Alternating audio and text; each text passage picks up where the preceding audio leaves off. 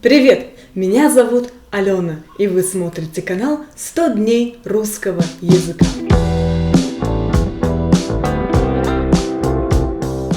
Сегодня пятница, 8 мая.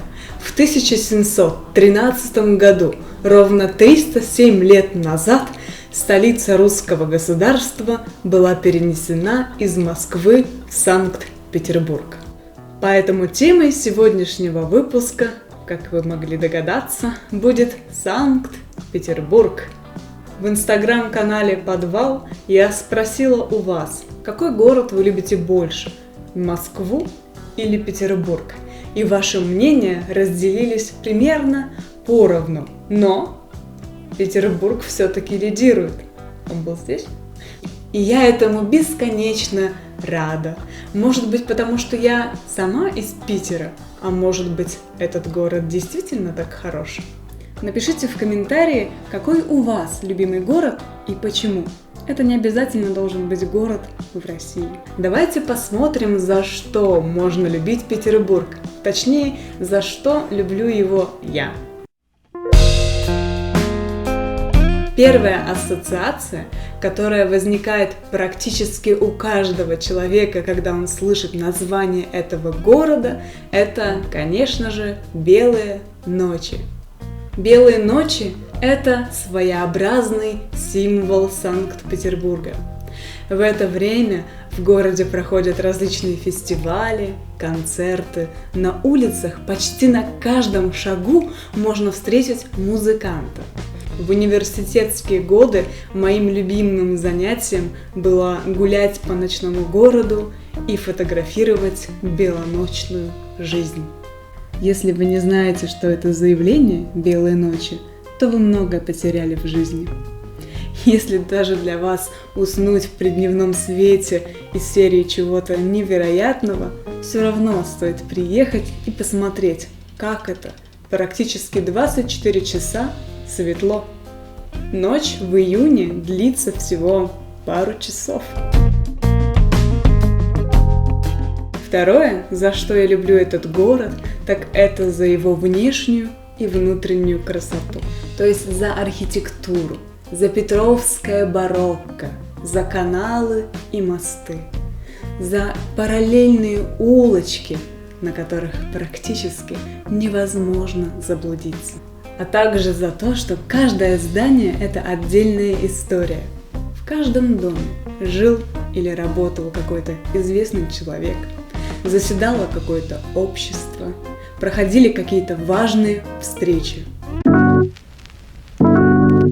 Во многих городах есть метро, но в Петербурге метро особенное. Это же город-музей, так и метро выглядит как большой музейный комплекс, растянувшийся на несколько километров под землей. Многие станции – это произведения искусства. В Петербурге располагается одна из самых глубоких станций метро – Адмиралтейская. Ее глубина 86 метров.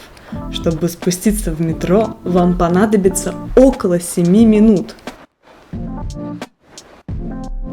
Петербург находится на восточном побережье Балтийского моря, и это очень влияет на его климат. И пусть говорят, что Петербург – это город дождей, суровый, хмурый, серый город, именно это делает его особенным.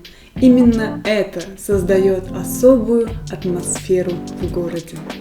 В любую погоду, будь то солнце, снег или дождь, приятно поехать на море, чтобы побыть наедине со своими мыслями, помечтать, отдохнуть. Я не могла обойти этот пункт стороной, ведь это именно то, что появляется на открытках, которые вы можете купить в сувенирных магазинах. Я сейчас говорю о различиях речи петербуржцев и москвичей. Да, у нас два нормативных варианта литературного языка – петербургский и московский. Но, например, в Петербурге вы споткнетесь о поребрик, а в Москве – о бордюр. В Петербурге вы пойдете за хлебом в булочную, а в Москве в булочную. В Петербурге вы съедите яичницу и шаверму, а в Москве яичницу и шаурму. Ну и раз уж мы заговорили о языке, сейчас я прочту ваши ответы на вопрос, почему вы изучаете русский язык. Вот, например, мои родители и особенно мой дедушка часто рассказывали мне скороговорки и стихи. В то время мне настолько понравился этот красивый язык, что я решил в будущем заниматься этим языком. Мартына пишет, что сначала, потому что в детстве смотрела мультик «Ну, погоди». «Ну, заяц, погоди!» Но вообще думаю, что русский самый красивый язык, Окуджава, Достоевский, Булгаков. Робсон пишет: «Меня всегда интересовала русская культура и история. Несколько лет назад я познакомился с моей девушкой, она из Минска. Учил ее польскому языку, а она меня русскому. Потом я поступил в универ и продолжил изучать язык. Конечно, встретил много людей из России, и знание русского языка облегчает ему контакт с людьми из России. Очень приятно». Кэрри, если я не ошибаюсь, пишет, что никто не говорит по-русски здесь. Это супер круто, я люблю акцент. Здесь это в Канаде. Я изучаю русский язык, чтобы встретиться с Чебурашкой и крокодилом Геной и играть в крестики-нолики. Если кто не знает, крестики-нолики — это такая игра, когда вы в такой хэштег по очереди ставите крестики и нолики. И кто первый сделает так, что у него будет 3 крестика или нолика в ряд или по диагонали, тот выиграет. Я изучаю русский язык, потому что он стал моей жизненной страстью. Это моя любовь, мой кислород. Очень красиво сказано. Потому что прекрасный язык. Ну, что правда, то правда. Я изучаю русский язык, потому что я работаю в туристическом городе. Помимо этого, это очень важный язык. С этим невозможно не согласиться. На русском языке действительно говорит очень много людей.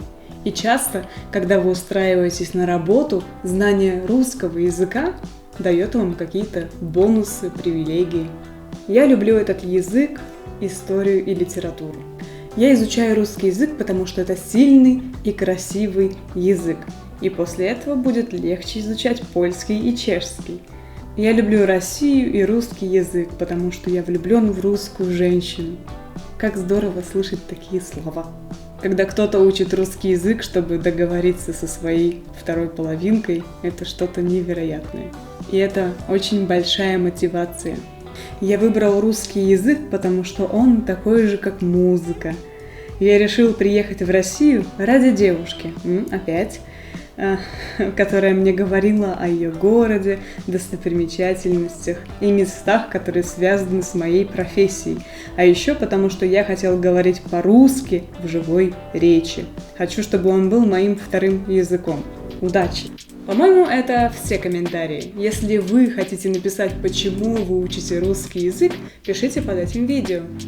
Подписывайтесь на мой канал, ставьте лайки, пишите комментарии. С вами была Алена. Пока!